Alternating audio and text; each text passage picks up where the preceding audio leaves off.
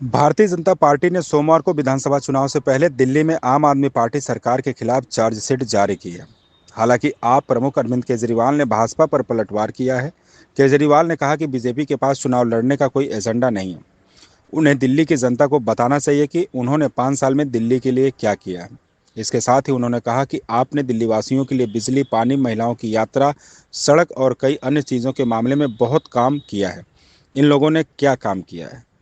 केजरीवाल ने दावा किया है कि दिल्ली में कानून व्यवस्था ध्वस्त हो गई है।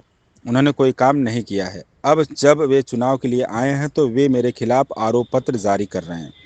उनके पास सीएम का चेहरा नहीं है। बीजेपी नेता अनुराग ठाकुर, दिल्ली बीजेपी अध्यक्ष बीरेंद्र सचदेवा, सांसद प्रवीण खंडेलवाल, चार्जशीट कमेटी के संयोजक विजेंद्र गुप्ता, रमेश बिदुड़ी, आरती मेहरा और सरदार आरपी सिंह ने आप सरकार के कथित भ्रष्टाचार के खिलाफ चार्जशीट जनता के सामने ला दी है।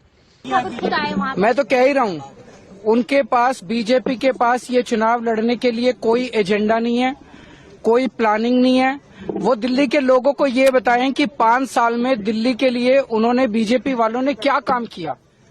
दिल्ली में 2 सरकारें हैं, ये आधी आधी कहते हैं ना, दिल्ली की आधी सरकार है। तो आधी सरकार आम आदमी पार्टी की है, आधी सरकार बीजेपी की है, केंद्र सरकार। आम आदमी पार्टी की सरकार ने बिजली, पानी, महिलाओं का बस सफर, सड़कें, सीवर, काफी काम किए। इन लोगों ने क्या काम किया? पूरे दिल्ली की कानून व्यवस्था चरमराई हुई है, गैंगस्टर खुलेआम घूम रहे हैं, गोलियां चल रही हैं दिल्ली के अंदर। एक ही काम दिया था, वो भी नहीं किया।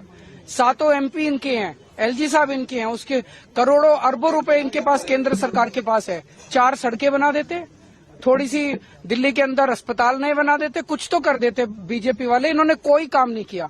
अब चुनाव में आए हैं और चुनाव में भी कभी चार्जशीट निकालते हैं, कभी मुझे गालियां देते हैं, कभी केवल और केवल गालियां गालियां गालियां गालियां गालियां। इनका एक ही मैनिफेस्टो है, केजरीवाल को गालियां दी, केजरीवाल को आने वाले 5 साल में गालियां देंगे।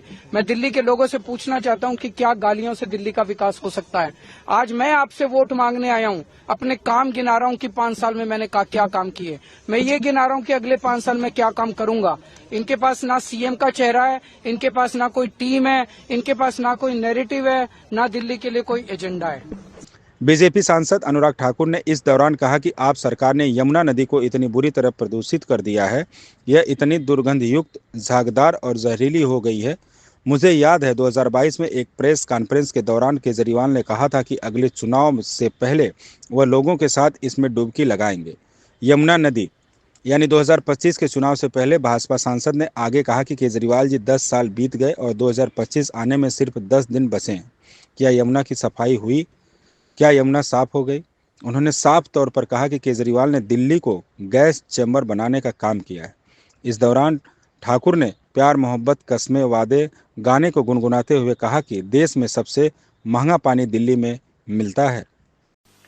जिस पर्व को हम इतने नियम, निष्ठा और शुद्धता के साथ मनाते हैं, केजरीवाल जी की दिल्ली सरकार ने यमुना जी को इतना प्रदूषित कर दिया, बदबूदार, झागदार और जहरीले पानी को कर दिया कि वहां पर पर्व मनाना भी अब बंद हो गया।